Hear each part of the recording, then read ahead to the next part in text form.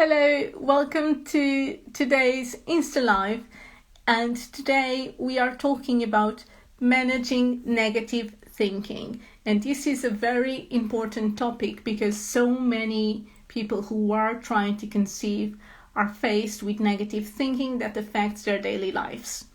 And I would like to talk to you about negative thinking, where it comes from, but also what strategies can you use to manage those negative thoughts.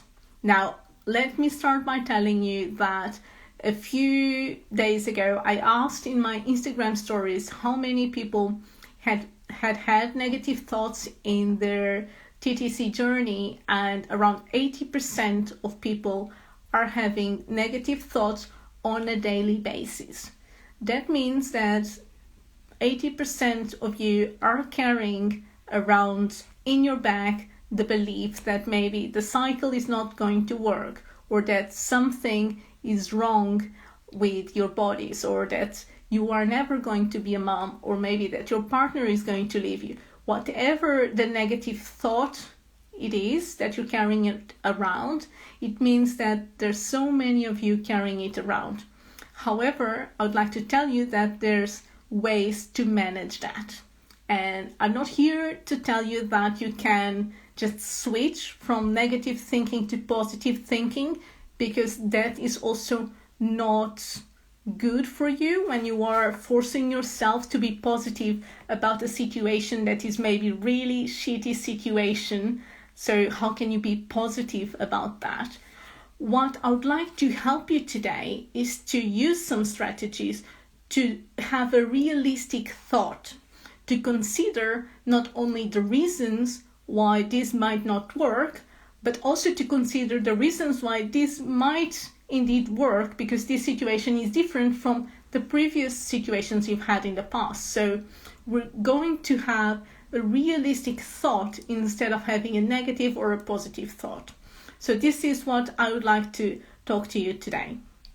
And I would like to start by telling you how thoughts are formed in our brain. We all have these thoughts, and we assume that our thoughts and our beliefs are automatic and we have no control over it. But that is not true. Our thoughts and our beliefs, we form them at a very young age. As we are being brought up by our parents, by our teachers, and those around us, we learn so many things from those people.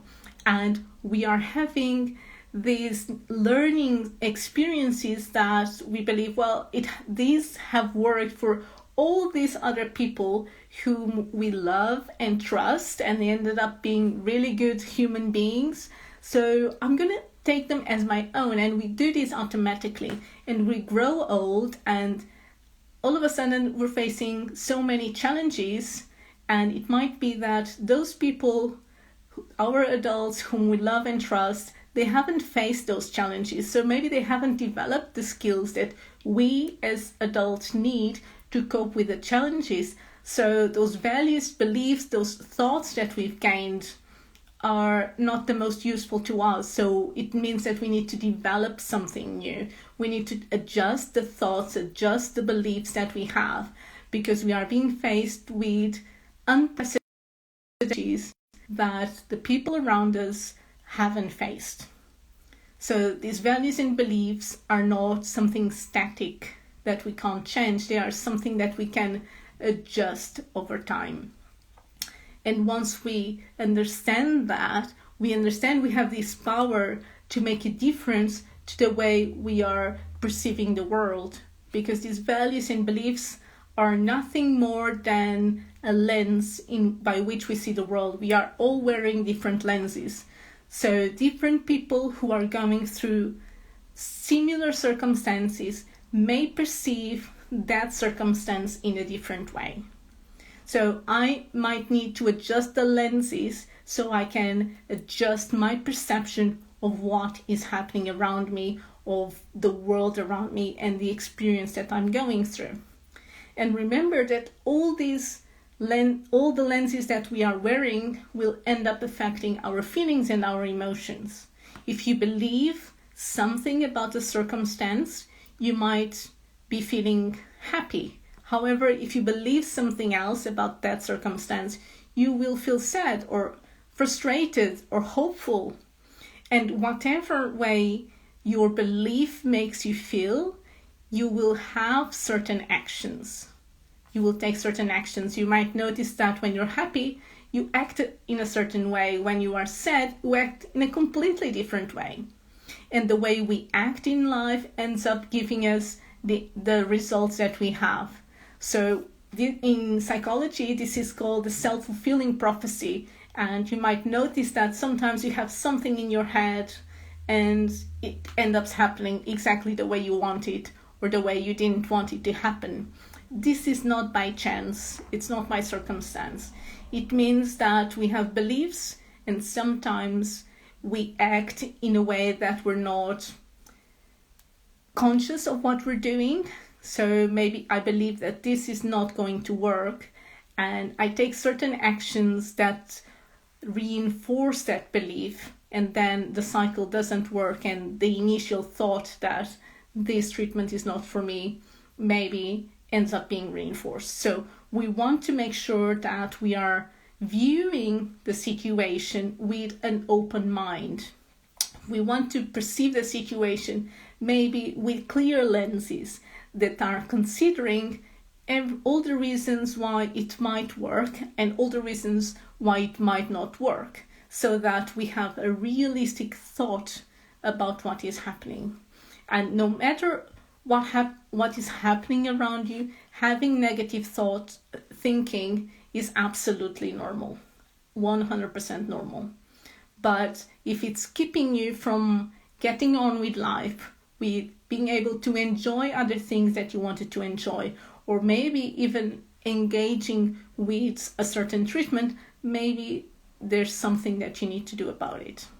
And remember that we are all wearing lenses. So if we change the lenses, it might be that those beliefs that you have, instead of being such negative, they might be more realistic beliefs and thoughts, which will trigger certain emotions that are maybe of hope or power or love or strength, and are not so much of feeling sad or depressed.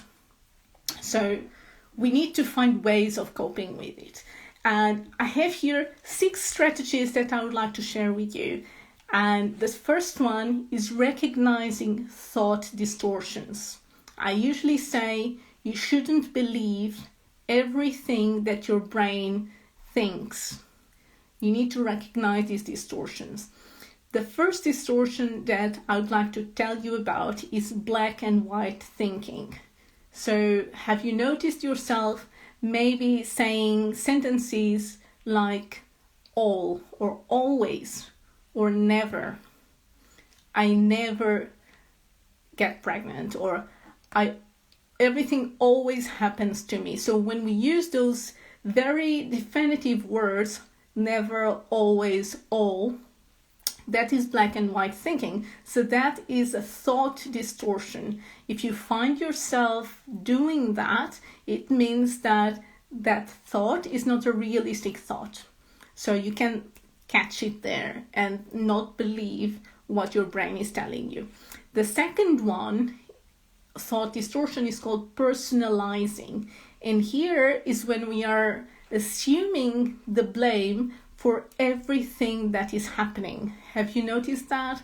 Maybe you might be thinking, if I had that glass of wine, or I ended up going to work during the 2-week wait, or whatever it is was my fault. However, if we look at all the reasons why the outcome that you had happened, there are several things that could have contributed to it. So personalizing is assuming the blame, self-blaming, and that again is a thought distortion. So if you catch your brain doing that, just tell your brain, this is a negative thought, is not a realistic thought. Now, the third thought distortion that I wanted to tell you about is called filter thinking. And our brain does that a lot. Filter thinking is about our brain only noticing certain things instead of noticing the whole picture. Maybe I'm thinking thinking that I'm doing my third cycle and this is not going to work. I'm not very confident that it's going to be a good result because all the past cycles haven't had a good result. So our brain is focusing only on certain aspects, on the things that were similar to what you've done in the past, but you're not considering all the things that were different this time. Maybe you've had different protocols, different medications. Maybe your uterus lining is better prepared. Maybe your embryos are of better quality. Maybe you're eating a bit healthier, or there's something that you're doing different that makes this time around different to your previous experiences, and maybe it's going to work. So filter thinking is when you're not considering all the pieces in the puzzle. So if you notice that you're doing that, then again, you can easily identify that it's a negative thought, it's not a realistic thought. Now, the other one is catastrophizing. And I think we all do that at some point as well. Catastrophizing is when we end up thinking about the worst case scenario. It can go something like this. For example, this is not going to work. That means that I'm never going to be a mom. My partner is going to leave me. My family is going to leave me, and I'm going to grow old and die alone. So my brain went from this situation now to the situation, to the worst possible scenario, which is not a reality at the moment, and maybe it's never going to happen. So catastrophizing is thinking about the possible worst. So if you catch your brain doing that, again, it's something that you can just identify and say, well, this is negative thinking. This is not realistic thinking. Now, the other strategy that I wanted to talk to you about, I absolutely love it. And I've used it multiple times myself to manage negative thinking, because so many times when you have negative thinking, it's like it's always there, even if you're aware of it. If you don't do nothing about it, it prevents you from getting on with life and doing other things that you might want to do, because it's always there. It's a concern, it's a worry. So that's why I absolutely love this strategy, because we're taking the thought that is here and we're putting it on paper, and we're opening our mind to everything that might happen, and we're transforming the negative thought into a realistic thought. So you need to start by creating a table, and in the first column you're going to write the thought. And I might write, for example, my life is meaningless. That's the negative thought that I have right now. My life is meaningless. The second column, you're going to write the emotion that is triggered by this thought. And you might say, well, I feel powerless, or hopelessness, or frustration, or sadness. And you're going to write the intensity. And I might say it's like a 10 out of 10, or a 9 out of 10, or whatever intensity it is. Then in the third column, I want you to write down the evidence that supports the thought. So here you might say, well, my life is meaningless because I am not a mom yet, and I don't know when I will be a mom. So this is the reason why my life is meaningless. The other column, the next column, is about the evidence that refutes the negative thought. And this is what the part that our brain doesn't do automatically. So here we're going to think about all the reasons why my life is in fact meaningful. So I might say that my partner, my friends, my job bring meaning to my life. So my life is not overall meaningless. And then finally, we're going to reach our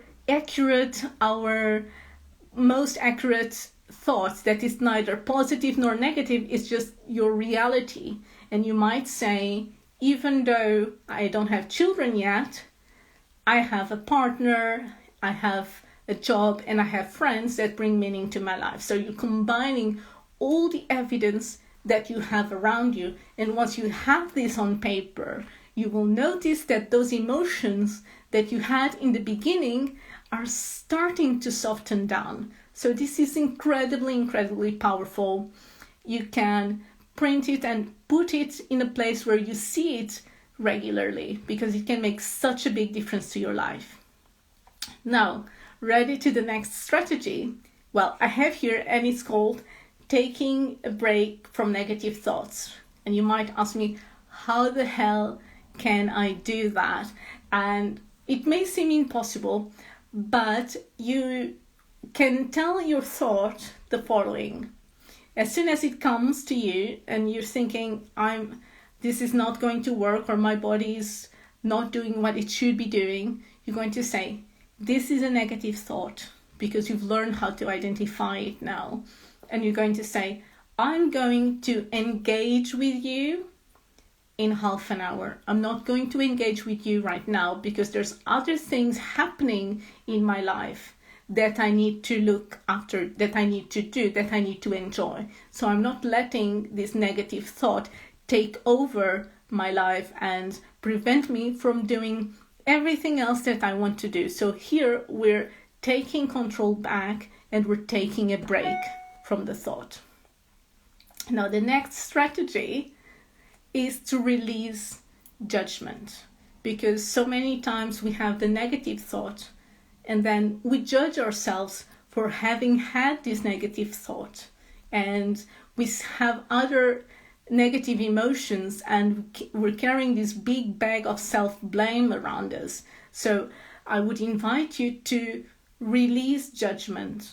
Acknowledge that it's okay to have this negative thinking that comes from time to time, but also acknowledge that the negative thinking is not an accurate, realistic thought, and maybe you can do something about it. So just accept that it happens, but you also have the control to manage it. Now, we're almost over, but I couldn't leave here today without telling you a bit about the practice of gratitude as a way to manage negative thinking, because we talked about the self-fulfilling prophecy in the beginning of this InstaLive, and gratitude will help you develop or notice all the positive things that you have in your life.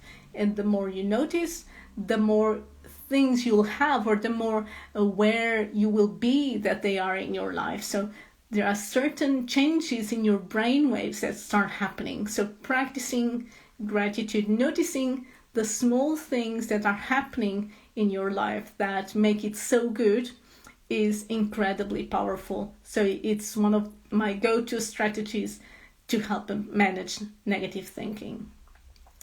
And finally, focus on your strengths.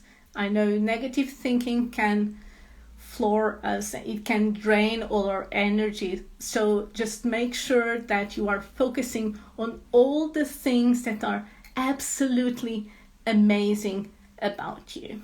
And we have here a comment.